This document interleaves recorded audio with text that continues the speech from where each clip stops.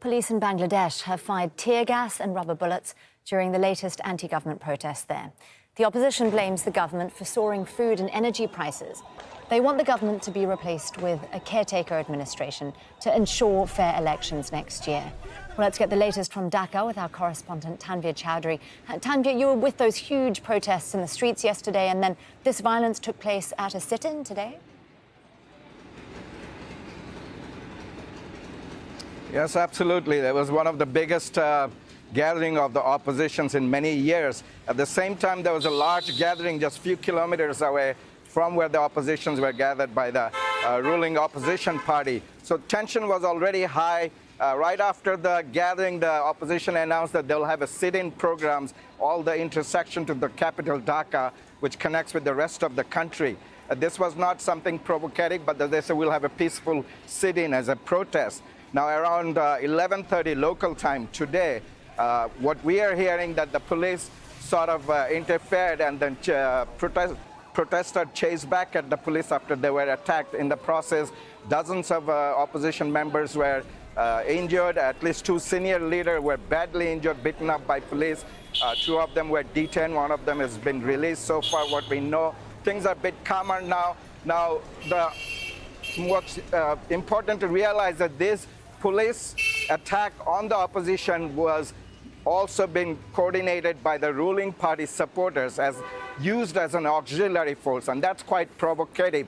People were expecting that to happen because the ruling party has been threatening that we will deal with you in the street in our own way.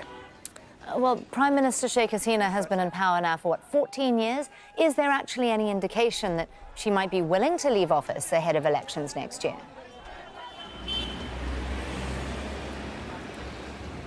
Highly unlikely. She's very adamant. She's counting on her economic success. Bangladesh did have a very good economic growth since she came to power, started slowing down after the pandemic since 2021. And now the economy is really suffering. The food price is high, inflation is high, energy cost is high.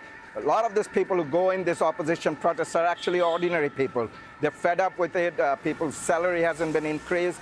At the same time, the election is on the horizon, the end of this year or probably January next year. So there is a big election mania.